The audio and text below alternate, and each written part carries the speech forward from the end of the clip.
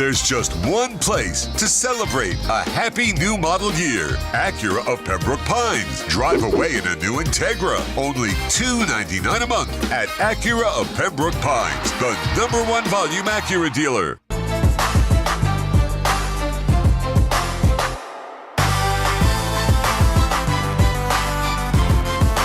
If you're looking to take your home or business to the next level, then RM Contractors can assist you. RM specializes in new residential turnkey, new commercial turnkey, home and office remodeling. Call them for free estimates. Serving all of South Florida, licensed and insured. Call Ray, 305-345-3649. You work hard to create the perfect atmosphere. You dream it, we'll build it. RM Contractors, 305-345-3649. Or Instagram at RMC Fisher Island. Start your engines, hear the crowd. Talking racing now, we're revving loud. Yeah. From Daytona nights to Talladega days, we're chasing rumors, hearing what they say. Pit crews hustle, tires burning fast. News and whispers, nothing's gonna pass. Talking racing now, we're hitting the track. NASCAR stories, no looking back. Engines roar and the fans all cheer. Every lap we're bringing the latest hit track. NASCAR stories, no looking back. Engines roar and the fans all cheer.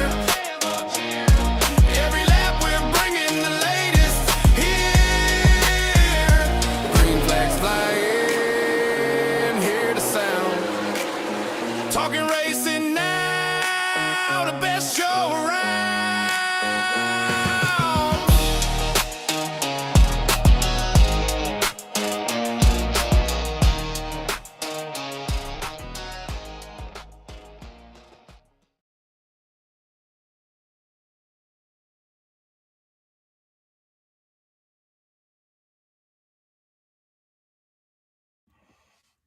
It is Talking Racing now. It is 7:18 p.m., not 7 p.m. on a Monday. COTA has come and gone. History has been made. I am Sean Stanley. That is the great Spencer O'Neill. Spencer, COTA. Your thoughts, my COTA. man? I love COTA. That was a fun race. I know a lot of people, don't like COTA, and every time it comes up, they get real negative about it. And I saw on X, there's a lot of people talking about just going to Watkins Glen and Sonoma because they're the traditional road courses and only having the two. But I enjoy it. I think it looks good. It's got a good appearance on the television. The paint scheme all around the racetrack with the Texas flag and the American flag is really, striking. I think the racing is good. There's a lot of passing zones. We got multiple lead changes, although we did see one person pretty much dominate. But I mean, we got some really exciting racing, and I enjoyed it for one. I give it a B plus. Yeah, see, I'm one of those guys, but I'm not like Watkins. I'm not the traditional. I just want ovals and super speedways and short tracks, and I just look. I get it. You got to have them in there, and that's fine. And this race wasn't terrible, but again, it's one of those things to where there's so many guys on the Cup Series that are so bad at driving this. As far as you have your guys that, as long as their car doesn't have issues, who usually the guys up front are going to. You'll get your, all of a sudden some guy out of nowhere that might have done something strategy wise to be able to get up there, but for the most part, you have the guys that, your normal guys, and I don't know that. Again, when you look at, so it's Tyler Reddick, SVG, Christopher Bell, Ty Gibbs, Michael McDowell, Kyle Larson, Chase Elliott, Ryan Blaney, AJ Allmendinger. Denny Hamlin is probably the biggest surprise on that list at 10th. Yeah, I would imagine. Yeah, I would agree. And it's like Ryan Blaney. Ryan Blaney had the Blaney road has course had race issues. of his life. Yeah, Yeah, but he looked good on that. He looked good yesterday, man. His car fell off late with a long Yeah, run, but yeah, yeah. he looked good for 80% of the race. Yeah, looked good until he didn't. Yeah. Hell, probably 85, 90%. Yeah. Hey, can I interrupt for just a minute? Oh, sure. I want to talk on something real quick. So, over the weekend we lost in Florida State Nation, we lost Mickey Andrews. And Mickey Andrews was the defensive coordinator from the 80s and 90s on into the 2000s on those Bobby Bowden teams. Great defensive coordinator. He coached players like Deion Sanders and Derek Brooks and, just the greats. And he was supposed to take over for Bobby. And when Bobby finally did leave, he said the biggest thing that he messed up was, Mickey was supposed to take over Florida State, and that was the transition plan. But Bobby never retired, and Mickey got old with him. And they were just both old at that time. So, we never got to see what a Mickey Andrews team would look like, but I think it would have been awesome. I think it would have been national champion quality. And, rest in peace to one of the greats, and we'll miss you, buddy. Thanks, Coach. But now that I did that, sorry. Right. No. I wanted to let it sit for a minute because I want to be like, all right, now back to NASCAR. No, but anyways, back to NASCAR. He was a good defensive coordinator. I was not aware. I never saw that come across the timeline. When was that? He passed away over the weekend. Oh, see, I was a little bit busy this weekend. One, we did what we did Saturday with the thing, but then also the wife had shows this weekend, so. It was a busy weekend. Yeah, it came across my X feed, and I had to go verify it, and it was sad. Yeah, yep. But he lived a good life. He actually lived a life with age and family, and I think he was a happy person. So it's a life well lived. So it's worth celebrating. Gets no better than that, my man. No better. And speaking of getting life no better than celebrating and everything else. The 45 of 2311. My goodness. Yeah, Tyler he's having Reddick, take a bow, my friend. Holy crap. So first driver to start a season with 3 straight wins. 3 straight wins, yeah. Since somebody in 1949, which isn't even really the same thing. It's never happened with 3 straight at the beginning of the year, I thought. They've had 3 straight races, but never at the beginning of the season to win the first 3 races. Well, yeah, I mean, we had Christopher Bell win 3 races, the 3rd, 4th, and 5th race, 3 in a row last year. Yeah. No. Heck, I mean, that's not the thing. It's the way he made history was he was the first one to ever win 3 in a row to start the season. Hey, what's up, Adrian? Yeah, I thought that I had heard that there was somebody that had done it in 1949, but either way, it doesn't really matter. Even if that's true, that's not the same kind of racing. Was it NASCAR back then, or was it a different series? Was it called something else? They may not have called it NASCAR. That could be true, too. No, then that's where the technicality came from. Okay. No, I'm just saying, because they said it was the first time in NASCAR. So that's where, that's how they got it. Okay. Well, also back then, you could just have better equipment. Yeah, I'm far from a historian going back into that far back. Like, no way, man. No way. Well, I mean, that's how we got people like Richard Petty, right? Like, yeah, Richard Petty was a hell of a race car driver, but he had the best equipment. He would have never won as many races as he did these days. It wouldn't have happened. It just, it was outlasting. Pitch was not fair. It was outlasting, and just that one. There was some cars didn't finish a race on most of the times. They blow motors all the time. It was a different time. So for you, your thoughts on? Reddick just looks locked in, man. He does. It doesn't matter, and I get that the first 2 are kind of super speedway-ish, but they drove differently. And then you go to a road course and you win there, and now you're heading to Phoenix. And I was looking at something, and he's not the greatest there, but like his average finish is one of the better ones. Mm-hmm. So again, the way he's running now and the locked in that program is right now for those guys, and Bubba's sitting second in points. 2311 has had a hell of an off season and a season start right now. Absolutely. It's wild. It's just absolutely wild. But, we're starting to get we're starting to get to some more normal tracks. I think we're going to see some of the usual suspects start to rise. And, they say everything comes out in the wash. Like, obviously, Tyler Reddick's not going to win every race this year. Could he win 4? He could win 4. He he'll keep winning until he doesn't. But Yeah. you know, it'll start evening out eventually. But yeah, he's got a massive points lead on second place, and everybody's got a lot of catching up to do. To try to get the top spot on before we get to the chase, which is 23 races away. Yeah, 23 races away, and man, I looked at that top, and we'll look at it here in a little bit, but we got some other topics. Then we'll get to the top, basically the standings, and then we'll do our picks again this week. This week we're going to Phoenix, which used to be the championship race. Now it's just another race, like they did Homestead.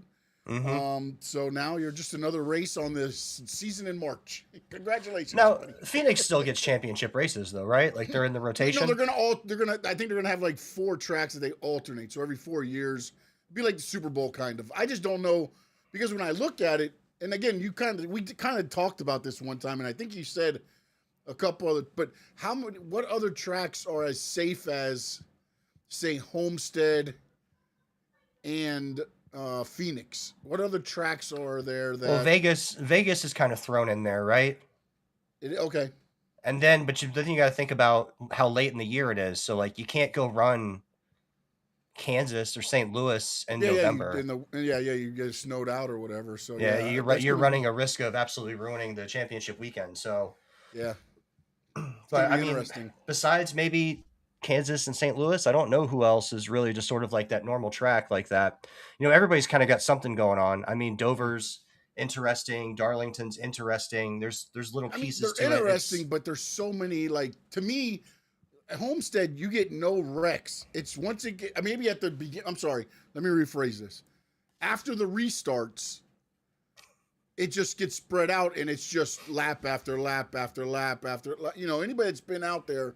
And Phoenix is kind of the same way. Yeah, you're going to have a guy cut a tire every once in a while, or get too close to the wall, Kyle Larson, and bring out the caution every once in a while. But for the most part, it's not going to be, a big wreck or something that might take out one of, because heaven forbid, all 4 contenders get taken out and somebody wins the, I know this year it's going to be a little bit, well, not really. Because technically, once they do the playoffs, it's going to come down to the last, or whoever's in that race that can, I guess, if everybody finishes dead last. Well, no, because then it's all the 16 are in every race, right? Through the playoffs, they're not taking it off anymore, right? What do you mean? Through the chase? Yeah, they're all in through the whole thing. Everybody in the 16's in, so okay, yeah. But realistically, in order to have a chance, unless you're just absolutely dominating with victories, right? Like you probably the thinking is you're probably gonna have to be in the top 5 to have a realistic chance at winning. Yeah, or within whoever's within probably 40 points. Right. Will have a chance, because you could get the stages, but you would have to have like a complete day, and those other guys not. But yeah, you're right, probably top 5. I would say that too. Yeah, I can see that happening. Got fruit flies in here. I got to get this papaya tree outside and plant it. Oh boy. What did you think of the Alex Bowman deal? That was pretty interesting there. Did you hear what happened? Oh, when he got pulled out of the car at the end? Well, he was not feeling well, so he got out. You know who went in the car, right? I'm not sure who that was, but I saw there was some celebration to it. I don't know who that is. It was Myatt Snyder, and he's not driving right now. He's the runner for not Jamie Little, the one that's on the pit road. Okay. Who's on pit road? He's the runner for them, and I guess what they did was they asked, is it Parker Kligerman? Is the other? Oh! You mean for Jamie Little, like the media member? Yeah, but on the pit, it's not Jamie Little though. It's not Vincey. No, not who is it? On the pit, in the pit reporter for the race. Like Michael? There. Huh? Like Michael? No. Okay, like during the race. Yeah, during the race. Well, it was. They asked, I guess, Parker Kligerman. He was like, "Let the young guy do it," and he was the runner and he just happened. He always, I guess, now the race other guys are like, you always have your race suit there just in case. So he had it there, and they just went from running up and down the things for for the reporter getting the information to in the car and driving for Alex Bowman to finish the race. So I wonder, how did he? So generally, before you can get in a race car and run a NASCAR race, you have to get clearance, and like the clearance goes up levels, right? Yeah, yeah. So we He's hear a lot of about He that in could like the truck drive. level. He just has no truck. He has no ride. Yeah, that's Yeah, that's interesting. I've Because never he used heard to of him drive before. trucks, but for some reason this year, Okay, I don't think he's driving trucks right now. Hold on a minute. Let me before I sit here and lie to you. what's his name again? Myatt Snyder. I'm not familiar with him.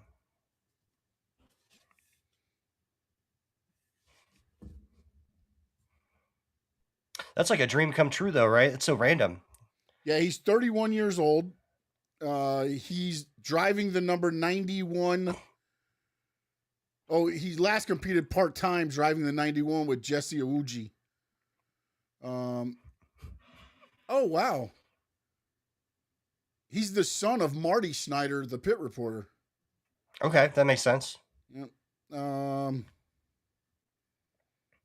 Did it happen to say when the last time he competed was? I'm trying to look right now, racing career. Okay. Xfinity Series 23, Cup Series. Oh, that's the race that just happened. Never mind. I'm like, oh, the Cup Series. He didn't do one, and it's like, oh, He's got one. He just relieved Bowman. In February 2023, it was announced Snyder would drive for Joe Gibbs Racing in select races for the 2023, starting with the season opener. That was during the Xfinity Series at the time. Okay. So I guess he hasn't done a lot of Cup, but he is a Xfinity driver. And I remember seeing him like in the Xfinity and trucks, and it was just a cool story that they just like they need somebody. And it's like, hey, you got your suit? Yep, I'm ready to go. Get it? Yeah, because I remember like when I used to wrestle, they used to tell you always take your gear every show you go to because just You in never case know when you need your somebody boots. doesn't show up, they're like, hey, you got your stuff? Go and everything. This weekend we saw something interesting happen, and next weekend's going to be even more as interesting, I guess, because Indy was in St. Petersburg with the trucks this week, and then next week they're going to be there with the Cups. They are. It's going to be interesting. A Saturday race for the Indy and Sunday for the Cup. Your thoughts? I liked the truck race on Saturday. I watched it a little bit. I was over at my dad's. We watched a little bit of the race there. I like that St. Petersburg race, man. I like the view of it. Just like driving when you're driving the base and you're heading out toward like the ocean, like or whatever the outlet. I don't know if that was at that point. At that point, or whatever. Yeah, out at that point right there, it looks like you're driving right towards the ocean, and then you got to obviously turn around and you go down the airstrip. Mm-hmm. Yeah, and I'm not sure what they're driving around. It looks like some sort of like science or art museum or something. It's very like Art Deco. They start on the base. Isn't there a Dolly museum somewhere in the Tampa area? Is that what it is? Maybe it might be. I know that they start on the base and then they go out into the city and then they come back. So whatever that little part of the city is, I mean it probably has got some type of museum or something on there. But man, but again, that's why I like the Chicago race. The problem for me is like it doesn't feel like the Cups, the trucks, the O'Reilly Part Series, their cars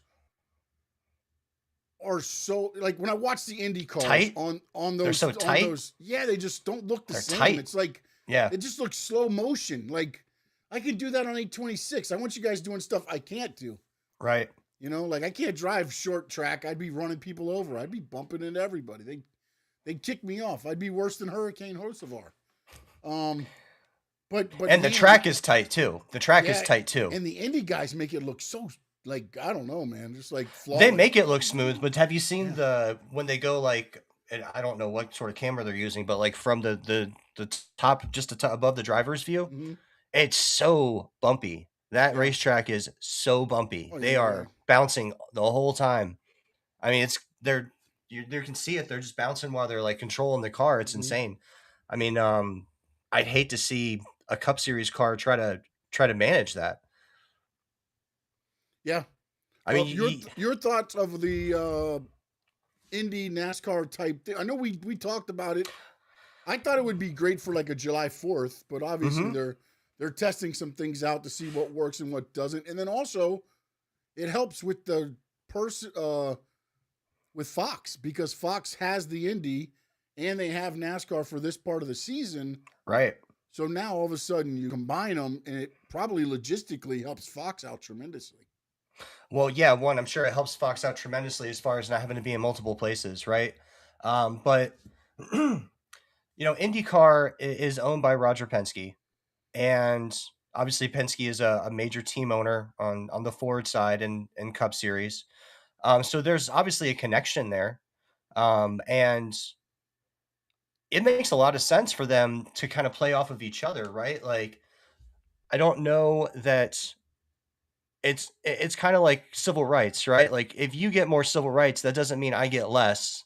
There's enough pie for everybody. It's unlimited pie, right? So I don't know that IndyCar and NASCAR are necessarily in a competition to where if you're watching one, you're not going to watch the other. If anything, they could probably help each other and kind of cross merge where they can both grow with each other, right? Get some people that are into IndyCar to watch NASCAR, and definitely get some people that are watching NASCAR to watch more IndyCar. Um, so yeah, I think it's really smart. I think next weekend is going to be very interesting. We're going to an oval, so we're going to see some Indy cars on some ovals, which is always interesting. They're going to be flying around that track. And as far as like the festivities over the weekend, I really kind of wish that I could go to that part. I'd like to see like the outside of the racetrack, the merchandise, the sponsorships all around, like what that environment looks like, from day to day, and the merging of those two events. That's really what I'm most interested in. But obviously I won't be there, so I can't see it. Yeah. But if they do that again for St. Petersburg next year, I might drive over and check that out. Just to kind of get a feel of that idea, because that's this weekend it looked really cool. It looked like they were having a good time. They had the IndyCar racers out there watching the truck race. They had the truck You had racers. Franchitti in the race, who Yep, hasn't they raced had- in 10 years. We got Dario Franchitti in Yeah. a truck, and Is he it ran Franchitti? pretty I well. thought Franchitti. I say Franchitti. I thought it was I Franchitti. I don't. I think he's Franchitti, but I don't know. Okay. And you had Jimmy Johnson as his Dario. freaking, as his, Although he's crew just chief. Dario. I mean, yeah, I he's guess, yeah, he's Dario. he's like Mariah. He's Yeah. you know One name, first name. he's basis. like Reba. He's a one There namer. you go. Everybody knows There who you go. Dario is. So Yeah. And the interesting thing is the race for the Indies will be at 3 p.m. Yep, and then the O'Reilly series part starts at 8 I know. or 7:30, whatever. Oh, but no, technically, 3 p.m. Eastern. So it'll be noon over there. I'm sorry, Yep. I forgot where they're at. So it'll be noon there, and then it'll be 5 o'clock, and that means the O'Reilly series is going to get the sunset and the out in the desert, which is Yeah. going to be Yeah. absolutely gorgeous. And I mean, yeah, what a day, right? Like, if you could go to Phoenix, be out there at about noon, kind of check out get your spot, check out some of the festivities, get a couple of cold beers going. Something doesn't make sense though to me here. What's that? So I'm looking at the weekend, right? It's at Phoenix, right? I'm looking at the right thing here. March 7th through Yep, 8th. it's Phoenix. It's the something in the desert, dash in the All desert right, or something. So they got the at 3 p.m. Eastern, which would be noon, correct? I believe so. I believe they're on California time. So they think they can get the Indy race in under 2 hours? How many miles are they running? I think it's it says something 200 or something like that, 250. Oh yeah, easily. Yeah. Okay. Yeah, no, I'm easily. just because at 2:00 it's practice and qualifying for the Cup, Okay. and then 7:30 is the race for the O'Reilly parts. So that's why I was like, man, That doesn't make that's any cut- sense. Yeah, that doesn't make cutting any sense. close. Yeah, that doesn't seem to make sense. Is that from Bob from Pacros? He always sends out No, the that's schedule for the on weekend. the let me see where that's from NASCAR.com. Okay. I'll So have to go. they might I'll have to go to- look through Bob's tweets and see what he says for the they might weekend, have because to he always sends out the readjust. schedule. They Yeah. might have to readjust that qualifying, or maybe it's just a tentative, and then they got it to play with depending on the race. So, Maybe. yeah, because I was like, wait a minute. I thought I looked at it wrong. It says 2 to 4 Eastern practice qualifying. And then the O'Reilly Parts Auto Series, March 7th at 7:30 p.m. So it's going to be a full day of racing over there, man, which I'm So all wait, for 2 to 4 Eastern would be 11 to 1. Oh, yeah. No, that's right. And the race So is maybe Eastern. Yeah. So, So where are they maybe practicing maybe that's the qualifying pre-show or something. at? No, it says Amazon Prime Video practice and qualifying.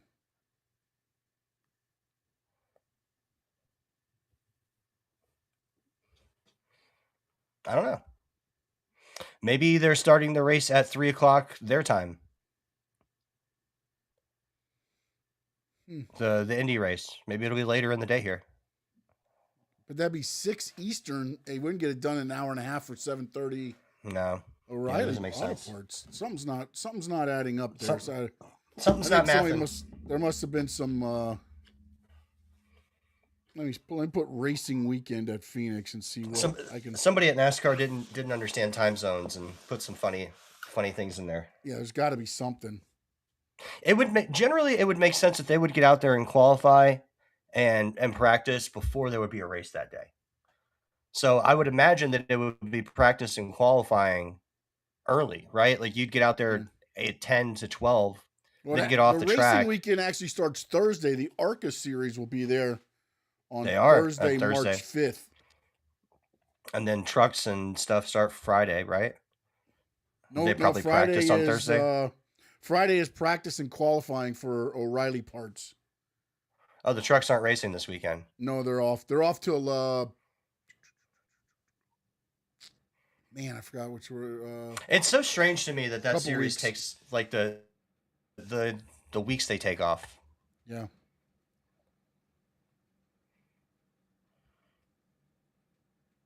See, this is where I think they messed up. So the practice on here on the schedule, the practice for Cup is at noon Eastern, which would be 9 in the morning.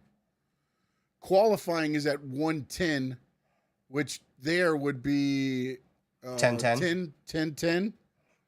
So then the other race is at 1, and then okay, that's what it is. They just messed up on the time zones, like you said. That's all it looks like from there. Oh no. I just got my first political text message. Oh, I feel like those just stopped. What happened? And Randy Fine. I got a text message from Randy Fine, Congressman Randy Fine, who wants me to vote for him. He's a total squid. Oh, okay, yeah. Yeah, he's a total squid, man. I'm not a big fan. All right. I think are you coming aboard? I'm reading your text to me here. Are you coming aboard? I've been aboard. Are you on board with me now about this whole caution stopping it at the so I am on board, and specifically with this race, it really made me angry, right? So the whole point of the stages is to give benefit to people that run well for that stage, right? But in this race, everybody that was up front was pitting before the end of the stage, so that when the stage was over and everybody else pit, they'd be back up front, right? And then they wouldn't lose their track position. They don't want to risk losing track position, and they were willing to give up stage points in order to do that. But what that does is it gives stage points to people that really don't deserve it. And it brings everybody towards the middle, right? People that are running towards the back get some stage points they don't deserve. It brings them up. People that are running up front get less points, so they're less dominant over the others. Like, for instance, if you're Ryan Blaney and you had gotten first or second in the first 2 stages, that's 9 or 10 points for both those. That's 20 points. Tyler Reddick goes in the pit. All of a sudden, you finish 8th, and you're not in like a points deficit with him by more than like 5 points, right? Yeah. Because but you went with the strategy to stay behind him, and I understand why you didn't want to lose track position. It makes sense to me why they did it, because they want to win the race. They're there to win the race. Yeah. That's the prize. But if you can keep the stages, everybody likes stages. Just stop stopping the race. Make them stop in green flag pits. Make them race. Like, there's no need to do this. When Ryan Blaney went into pits, I think he had like a 6-second lead. Yeah, he was running away. Yes, and he went in early running away. And he gets, what I'm saying? It's like, that's the stuff there where it's like, just it's frustrating to me because then why build up such an advantage? Because you're going to lose it anyways because they're stopping the damn race. Right. You know, like that's what I've been trying to like. I'm all for the stage racing. You've got technology. You know who the hell 1 through 10 is. Right. Freaking give them the points. You're doing the picture in picture, and then even if you do want to say, okay, at that point we're gonna go to commercial break or whatever, then go to a commercial break. I mean, it doesn't stop anything. Well, What it also, does right. is it stops the momentum of a good race. And what That's it also does is it stops the ability of someone to maybe take an extra pit stop Yeah. and go put tires on and like shave off time with fresher tires throughout a race. I mean, that's a strategy too. If everybody's pitting, and like, all right, you go through COTA, right? And everybody had to pit 3 times. A stage, and then they had to pit in the middle of the last stage because they had to get tires somewhere in between. Mm-hmm. Well, if you're running that whole race, somebody pitted 3 times in that last. yeah, well, there were some people that had to make stops for all sorts of reasons, but generally the people that were up front, they made 3 stops, right? They pit at the end of 1, they pit at the end of 2, they pit in the middle of 3. Yes. And there is a strategy there where when you could see the lap times as they were falling off, and they were falling off quickly as the tires were adding up, right? So if you, I don't know, maybe take 4 stops as opposed to everybody's 3, and you run faster lap times throughout the entire race, you can make up that stop time for that extra pit stop.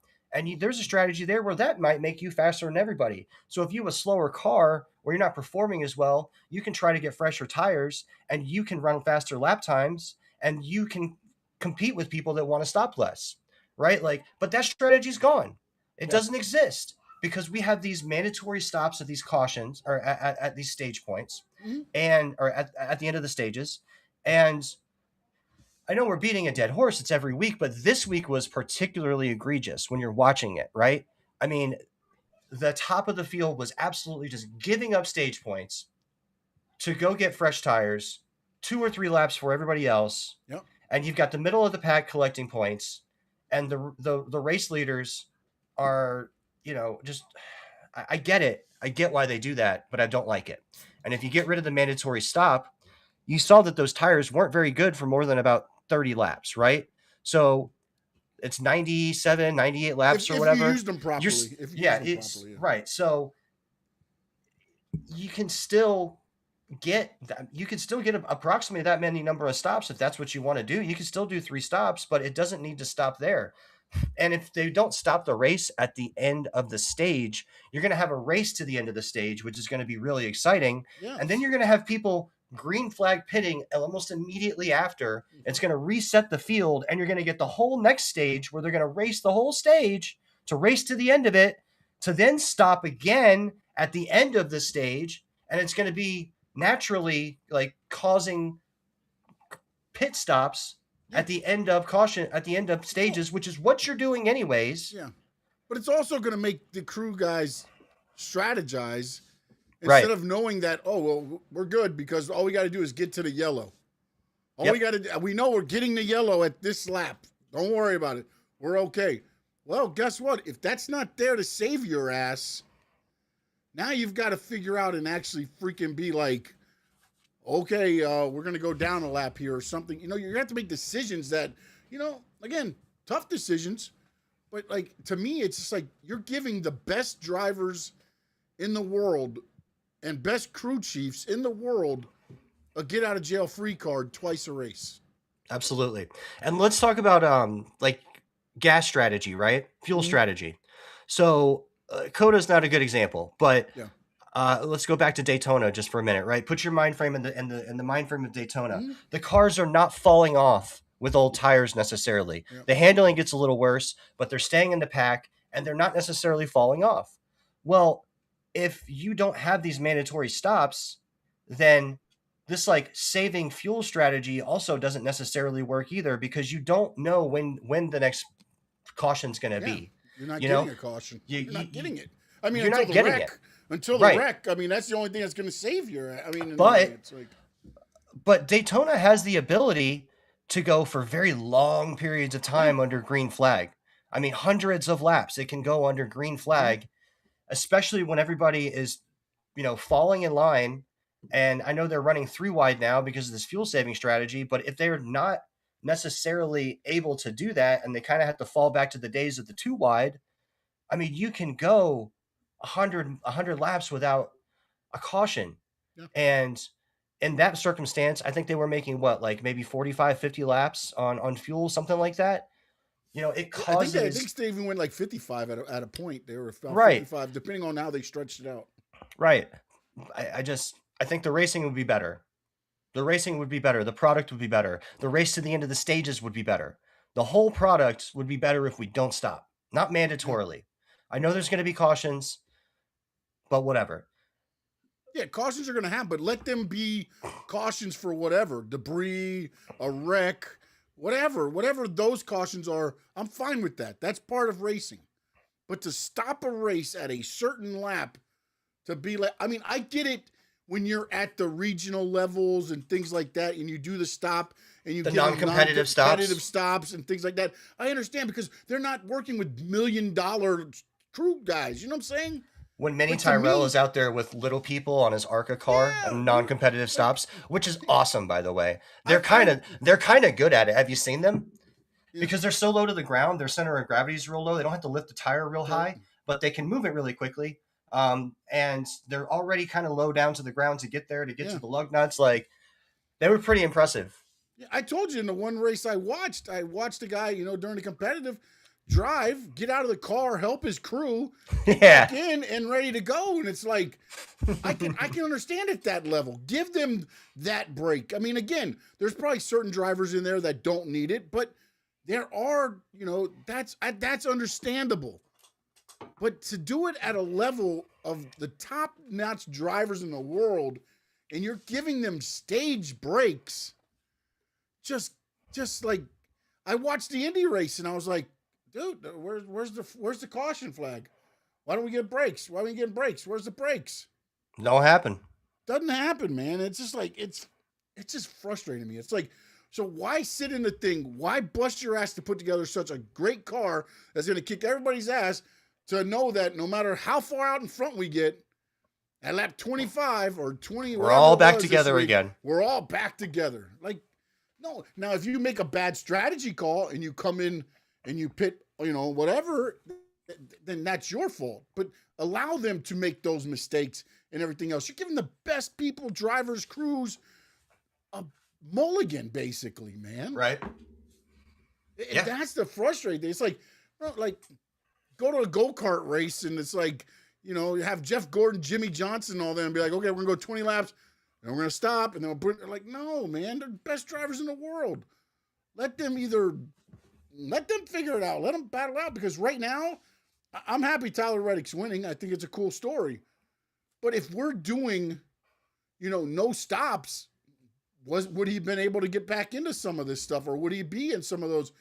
That's the part that I feel like, dude, it's frustrating to me, man. It really is, man, because and if you say, oh, it's for money to go to commercial break, okay, all the crews are probably going to come in around. You got Larry Mack there, Steve Letarte at NBC. They can tell you, look, by lap 25 to 30, everybody will be in. So we'll go to commercial break at 30 after all the green flag stops are done, after the stage ends, and you're not going to miss anything. If that's what they're worried about. If not, they've been doing picture-in-picture on everything. So yes, they changes have nothing, man. Yes, they have. I mean, that's just like, bro, it's just dumb to me that this is a thing, and it'd be like in football, and like halfway through the play, like they're running a play, and the guy's about to get tackled, and they're like, hey, timeout. It also makes Let's rerun it also makes the pit stops less entertaining. So do you remember, like, I don't know, the 90s, early 2000s, everybody be running, and if there's a caution, everybody's coming in. Yeah. Everybody's coming in. They're coming in. Nobody's staying out. That's not an option. So pit road is absolute chaos. Packed. Yep. I love chaos. Yeah. I mean, that's what we're here for. This is NASCAR. We want chaos. Like, we're here, we don't like to talk about wrecks, but we're here because cars go fast. They hit walls. They flip. They're fun. They Things take happen. risks. Things happen. It's cool. All right. And it's loud and it's cool and you can feel it vibrate through your body. Like that's why we go to these things. That's why we do this. And pit stops were chaos.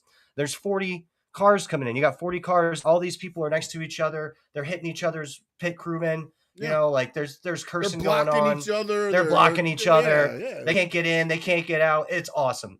And that's gone. Yeah. That's gone.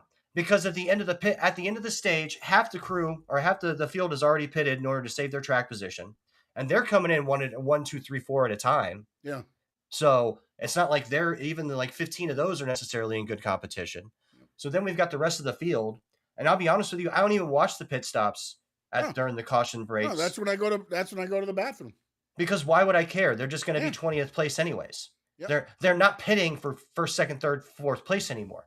No. So I mean, you might get a change at the top depending on if a gun gets stuck or something like that. But for the most part, how you come in, the top five is usually not going to change much. Yeah. Maybe one falls down to two falls to three jumps up to whatever that bit is going to be. Also, because not only do you wave the caution flag, right?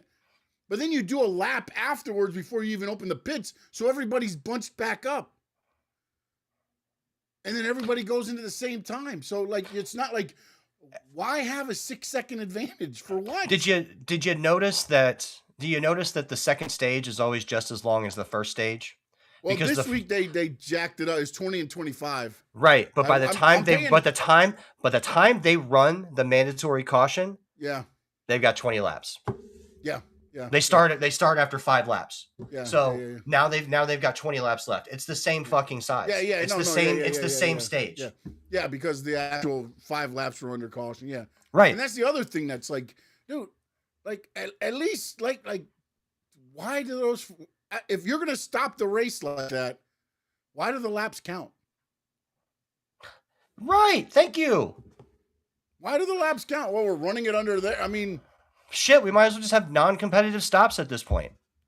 I mean, it's getting there, man. Right? Like, it's getting there. I mean, at this point, because especially stage 1 and 2, it's like, no, man, you got to make these guys like it's sickening to me when, like when Larry Mack's like, well, normally I would do this, but with the stages, now you can do this.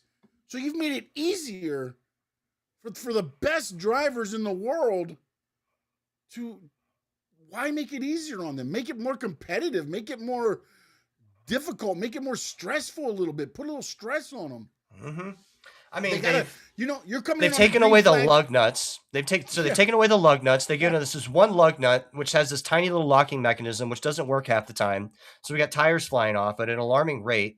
It's taken the time of the pit stops, like a competitive actual pit stop, from 13, 14 seconds down to 9.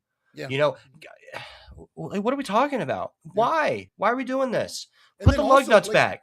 I want the person to have to be precise and to put all the lug nuts in. Yeah, that was really entertaining.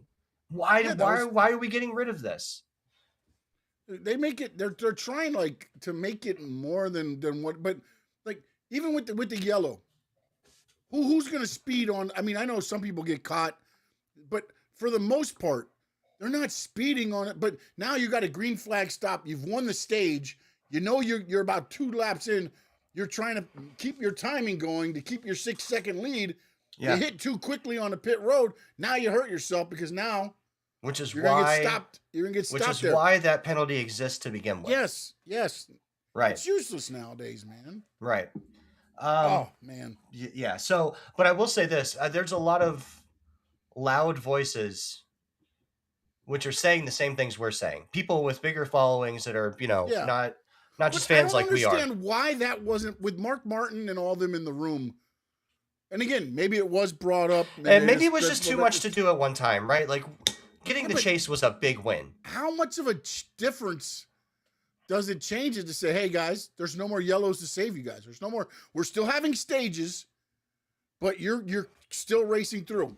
We're going to wave the green checker or whatever, so you know that that's the end of the stage, but you're not, there's no yellow. It's just continuous race. That's not difficult for those guys to pick up.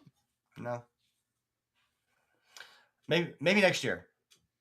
I hope so, man. Because I know you want just, it next week, but maybe next year. I just, especially, and like you said, it really stands out when you're on like a road course, and now your laps are like 3 minutes long during cautions, and you're doing, 15 minutes of laps of trying to get everything. Oh set my back God, up, and it's dude! like, At the race at Daytona, it was torture.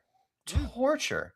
I told you, man. I had time to get up, not even get up quickly to like try to beat the crowd to the bathroom. Just get up as I felt like, go to the bathroom, wait in line behind like 50 dudes to make it to the 5 urinals that were in that part. I went to the wrong bathroom. There's plenty of bathrooms to go to that are not that bad, but I was in the at that one race. I was in the, what do they call it? the suites. No, I wasn't in the suite. There's this one area right in the middle. I Oh. forget what they call it. Something club, the Tri-Oval Club.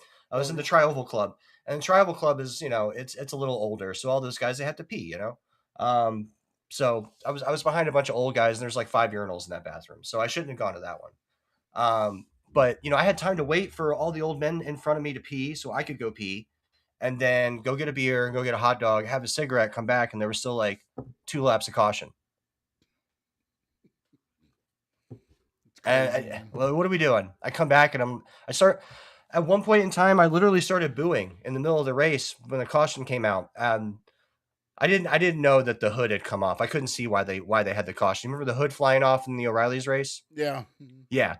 At that point in time, I literally stood up and just started booing, and I got people with me. They were like, "Yeah, why are we stopping? We just did this. Boo!" Like. We just spent 20 minutes driving in a circle slowly. Now we're going to do it again. And they did another 20 minutes, the whole 6 laps. They didn't like go pick up the hood, get rid of it, put everybody in line. Listen, you guys already chose. Like, we're not doing this again. Just go, right? No, that didn't happen. We did the whole thing over again. And it was awful. The whole race was great until the last stage when they had those 2 cautions, one after another for 40 minutes. And it They've got really to figure that out. If you want to really bring fans back, again, think about it. Think about this. Fans didn't like baseball because it was taking too long. the pitch count. Yes, That thing works. the clock makes it Yeah. quicker. It works. And you're extending races. Like I don't want to be out of track, all night long because you guys want to wave yellows. I know there's going to be like certain circumstances that happen to where, a race is going to take a little while. There might be a race. There's going to be a red flag. There's weather, whatever. That's fine. But I don't want it to be because you guys need to get 6 laps of cautions after you wave a caution to stop the race that was fantastic. Yep. Now you broke that momentum up to where now, because you want to have 3 races inside one race. Like that's not. The only good part about the mandatory cautions is the restarts. Yeah. You're getting a couple restarts. Yeah. And I like the restarts. They're fun, especially at COTA when they're going into that chaos corner out of 1. Mm-hmm. And I know I was crashing out on X. I was sending you a bunch of messages. I was cursing Denny Hamlin because Hamlin revenge tour, baby. I was cursing Denny Hamlin because he hit the 2 car, which started a chain reaction, which put the 2 car and Connor Zilic all the way at the back, and Austin Cindric was running a race that he had no business running, where he was in the top 10, but he was there, and Connor Zilic was driving through the field, and I was going to get some points, which I didn't get many, and then that all went to shit. So I was crashing out, cursing Denny Hamlin.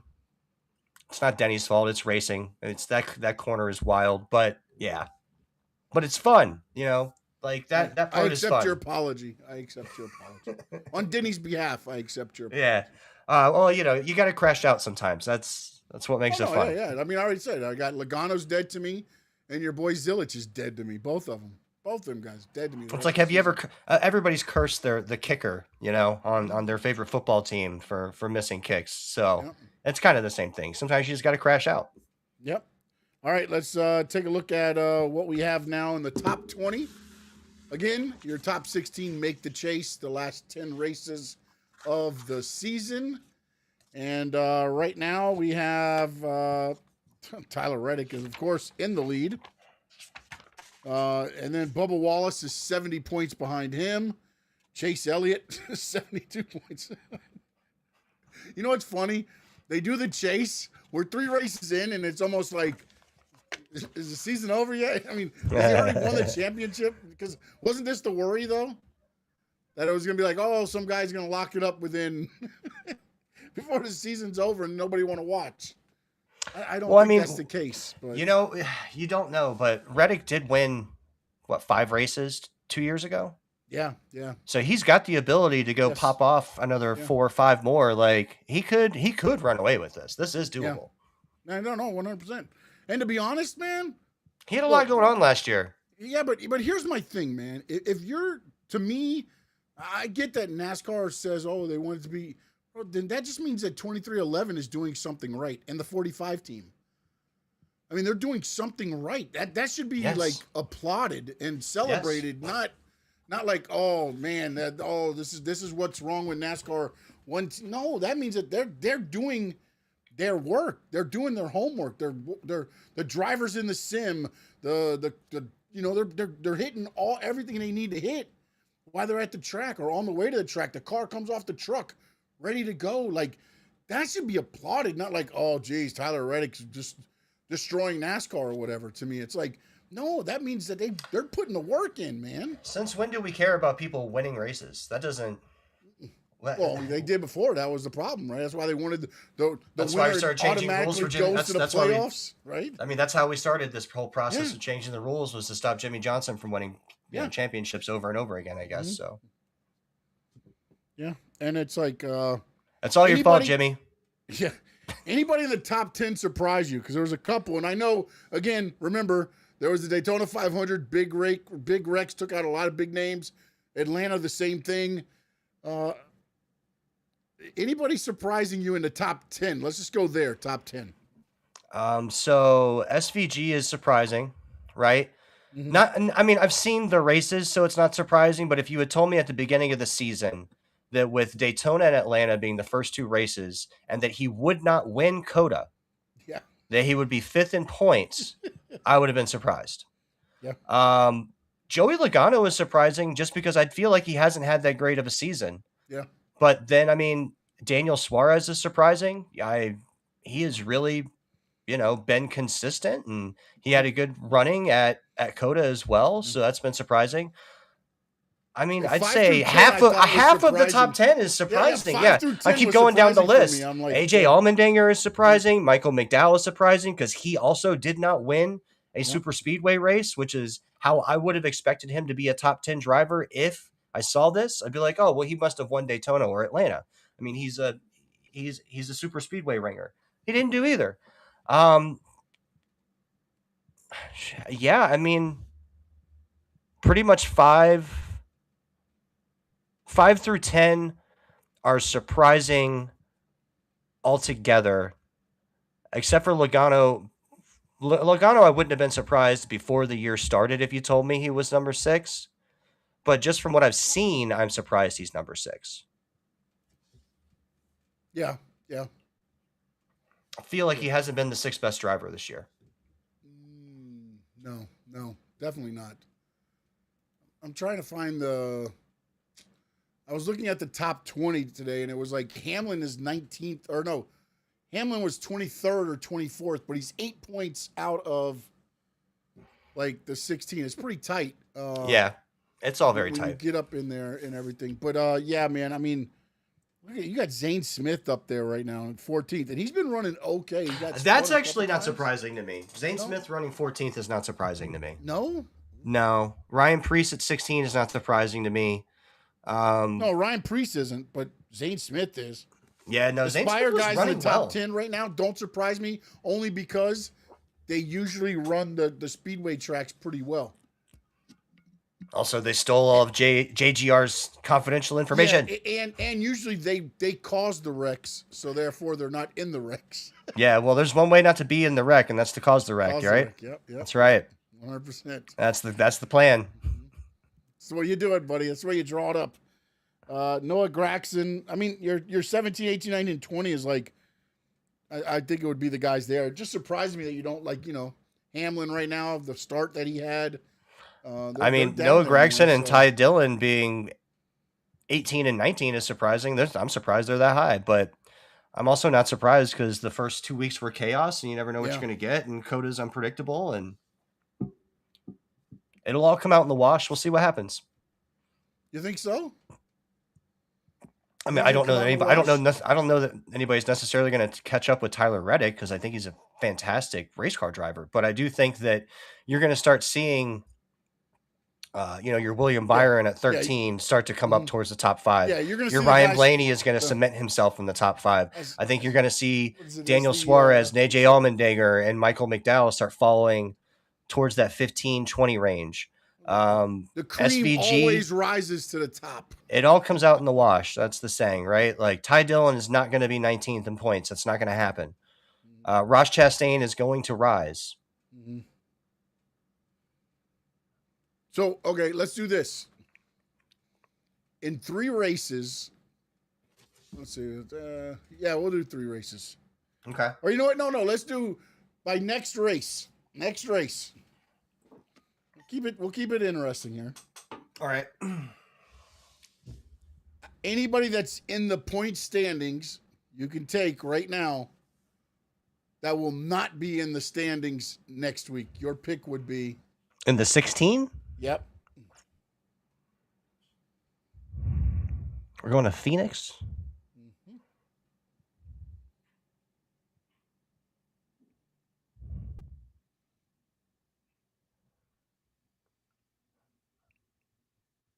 No, I don't think any. I don't see, because I don't think Ryan Preece is going to run poorly. I think Kyle Larson could possibly win Phoenix. He's going to run that top line, and as long as nobody puts him in the wall, like he's probably going to win. I think Zane Smith is going to have a good day. William Byron is probably going to have a good day. Brad Keselowski has got 13 points on Ty Gibbs. I don't think he's going to be 13 spots behind Ty Gibbs. Well, that's what I just looked at too. I'm like, yeah, you're right, because like the one I was thinking of was SVG, honestly. But he's not going to fall out of the 16. He'd have to lose 22 points to fall out of the 16, and there's no way. Right. Yeah, there's 38 cars, I think it was. Is what it is. So even if you finish 38, everybody else there would have. I don't have any faith that Daniel Suarez is going to be there for a long period of time, but I don't think he's going to be gone next week. Yeah, I was trying to hope. I could see him out of the top. I could see him out of the top 10 next week, but I don't think he's falling out. Let's go top 10. Who's going to fall out of the top 10 next week? Yep. Let's do top 10. Yeah, that's probably better. Well, the easy pick is Carson Hocevar, but I don't think he's going to get his comeuppance just yet.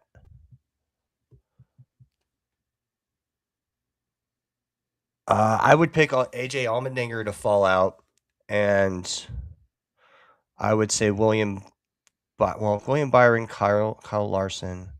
Yeah, I think you're gonna have. I think we get 2 people fall out. I think we can get Allmendinger and McDowell to fall out, and I think we're gonna get Larson and Byron in, because I think Larson is gonna be a top 3 driver this week. Yeah. I mean, unless he gets too close to the wall, unless he hits it or something. I mean, but yeah. He's got the magic touch around that wall, though, man. Yeah, no, he's got that line. He can make it work for him. So I want to see how many people have worked on that line and how many people are going to try it this year. Because some people were flirting with it last year, but nobody would stay up there for long periods of time. Too much. You got to be every lap. You got to be. It's a lot. Right there, yep. If there's anybody that's on like that right now, though, Tyler Reddick's on like that right now. Yeah, as far as like the focus. Mm-hmm. Very true. All right, man. Our fantasy picks. Let's talk about it. Let's talk about it, baby, because I know I did good. Yeah, you did. So Sean picked the first, second, and third place driver. He got the winner with Tyler Reddick. He got second place with SVG. And he got the third place driver with Christopher Bell. So, with first place, we're awarding 10 points Yes. Second and third place are within the top 5, so they are 5 points each. So you maxed out on points this weekend. You got a points max. Yes. So your 5 points became 25. I, on the other hand, had Connor Zilic, who got 14th. William Byron, who was 13th. AJ Allmendinger was my lone scorer. He was 9th, so he got me 1 point. 1 point, baby. So my 6 points became 7. So I'm now down 25-7. How the tides have turned. I feel like Tyler Reddick, baby. I feel like Tyler Reddick. 3, baby. 3. When you put up 3 naturally, do you do it this way or do you do this way? I think I usually do it like this. I grew up doing this, but I've been trying to do this because this feels better. It's more natural. It does, actually. When I started doing it, I'm like, yeah, that's kind of probably better. This feels better. Like what's that? I've seen some people do this. 3. I'm like, what the hell is that? I feel like somebody throwing a gang sign up at me or something. Yeah. Hopefully I didn't throw a gang sign. Hopefully I don't know what that, I mean. 3. Oh, man. All right. Phoenix this week. Yeah. Oh. All right. So you got first pick last week. Yep, it's you. I am going to go with Kyle Larson. Interesting pick.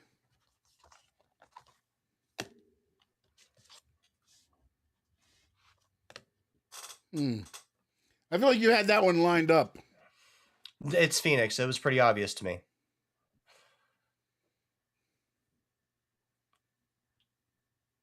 Ryan Blaney.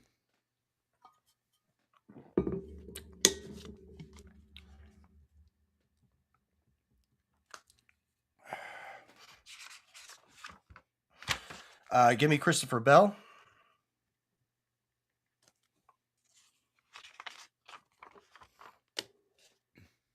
I feel like I'm Team Penske. Logano.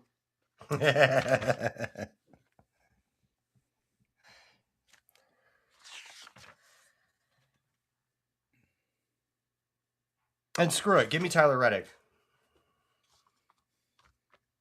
You know what? It's not the championship race. Give me Denny Hamlin. There you go. All right, so I got Kyle Larson, Christopher Bell, Tyler Reddick. You got Ryan Blaney, Joey Logano, and Denny Hamlin. See if I can make some ground up this week because I am pretty far behind. I can't believe I'm cheering for Logano.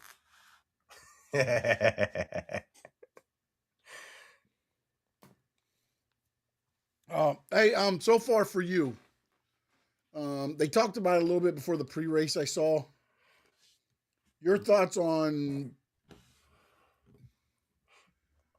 the whole Connor Zilic and the start to his Cup Series? I think it's predictable. I think it's been predictable.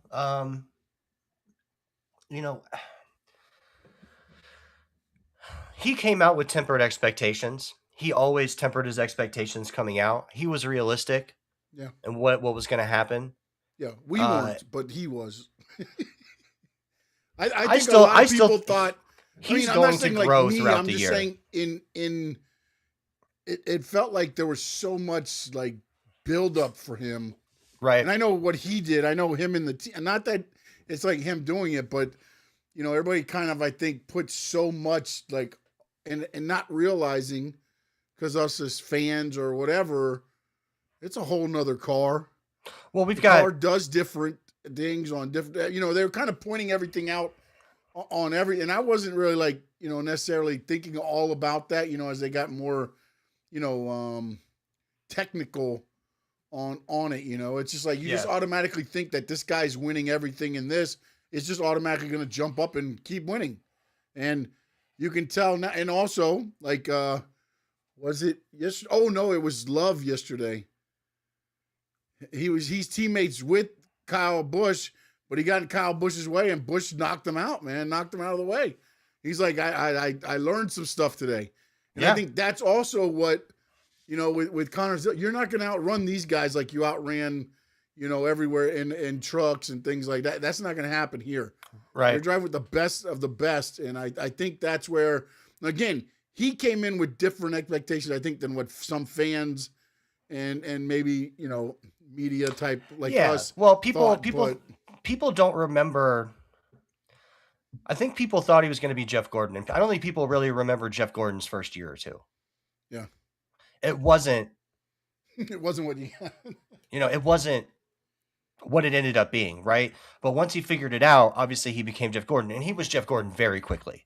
Let's not pretend that it wasn't very quick. It was, Oh, no, yeah, but yeah, it yeah, wasn't the first year. No. You've got some things to learn, right? Mhm. So last week we spent time talking about the growth of Hocevar and how Hocevar is this close, right? And does he have to change? Not necessarily too much, but there are some things he does have to change if he actually wants to be successful. And it has to do with minimizing his risk so that he can be there to actually win a race at the end, right? Because all race, he's dominant. He puts himself in good positions. He takes risk. And eventually he runs out of 9 lives, right? Like the cat always runs out of lives eventually. And that's Hocevar. It's where he's at. But he's obviously capable of winning races. He's obviously capable, once he figures it out, of winning multiple races and being an actual contender. The kid's good. Connor Zilic is kind of not even where Hocevar is yet, right? Like he's at the very beginning stages. He's figuring out the car. They don't get much time to practice. And also, I think the hype has to come with the fact that there's probably 5 or 6 young drivers everybody's really excited about, right? There's Connor Zilic, there's Corey Heim, there's Jesse Love, there's Raja Karuth, and there's Sammy Smith, maybe Austin Hill, although Austin Hill's not that young anymore. He kind of seems like a career O'Reilly's driver every at once this in a while, point. you'll get the Nick Sanchez. I think it was Nick Sanchez, one of those guys. But is anybody really excited about Nick Sanchez? I mean, they talk about him like Jesse they Love. Are, but then, Did I say Jesse Love? Love? Yeah. Jesse Love's in that group, right? Jesse Love's in that group, one up there at the top of the tier. Right. But under that tier, you got those, the Sanchez and some of those other guys that they're kind of building to be that. They might make it one day. Yeah, they might make it in a couple years. They'll we'll come see. in behind Zilic and them to replace those, so they still have the names there. But we've got some aging drivers, right? Mm-hmm. So we've got Brad Keselowski, who's aging. He's not going to be there forever. The man's on. I know he broke his leg and he's obviously going to heal, but like he's running out of years. Oh, you know what? I want to ask, since you brought him up, do you think he's hurting himself? Although he's sitting like 14th in points, or 12th or something in points. I don't know that he's hurting himself. I am wildly impressed with Brad Keselowski for driving the COTA race all the way instead of doing what he's doing. Do you think it's going to be at the end of the season, like he's going to be like, ugh, I'm not going to be able to finish the season? Because watching him walk to the car yesterday at COTA, dude, I was waiting for his leg to just blow out, man. It looked like he was hurt, like he was hurting. He is hurting. He broke his damn leg. I think it's gonna heal throughout the year, and I think he'll get the off season. I think it'll be better. I think he'll be back, but there's still been fall off with Brad Keselowski. Let's not pretend like the fall off hasn't already been there. No, yeah, he's not the Brad Keselowski of before. No, I get that. No. But I'm saying with what he's doing this year, he's having a better season this year than he has in the last couple of years. Yeah, RFK and again, seems to be, I know small sample size for 3 races in. I get that. Seems to be running really well, right? Yeah. RFK seems to be running really well. It's not just him. Yeah. And I was really impressed that he was able to gut out like a 20th place finish at COTA. It makes sense to me that he can get around Daytona and Atlanta because you're not hitting the brake that much. Yeah, you're on the gas. You might tap the brake. Right. But you gotta brake in like 3 different type braking strategies in COTA. He's on that brake the whole time. So I mean we saw, I don't know what's with Alex Bowman. I don't know if his cool suit didn't work. I know that at the end of the race, AJ Allmendinger got pulled out. Yeah, he went in sick. Larson's suit didn't work. Yeah, Larson's in good shape. Obviously wasn't working or something. Allmendinger got pulled out and got medical attention. He was laying on the ground after the race. I mean, he was totally beat. Yeah. And I was really impressed that Brad was able to get a 20th place finish, or even finish the race. Bravo, man. Yeah. I mean, that guy's got balls of steel, right?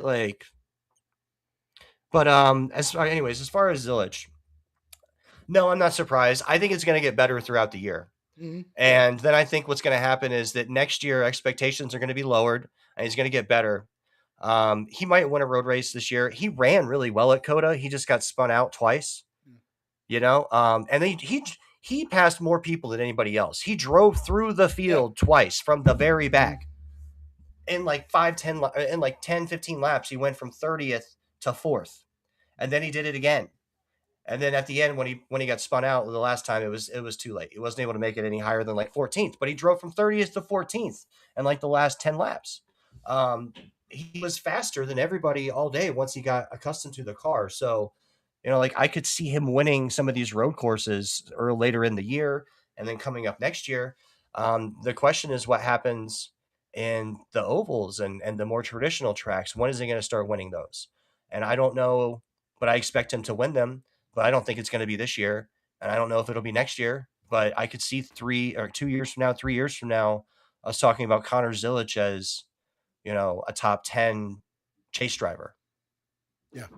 Well, he's going to be that's rookie of the what year. I see. He will be rookie of the year this year. He will be rookie of the year no matter what. No matter what, because he's the only rookie. Yeah. He's the only rookie with a full-time. He's the only rookie with a full-time ride because we did get Corey Heim this year. Yeah.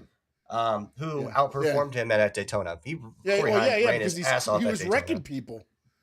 Time right up the 11's ass and took him out. Yeah, Reckon's racing, all right. It wasn't Connor Zilic. It was Corey Heim that's dead to me. I lied. It's Corey Heim and Joey Logano. They took out Hamlin 2 weeks in a row.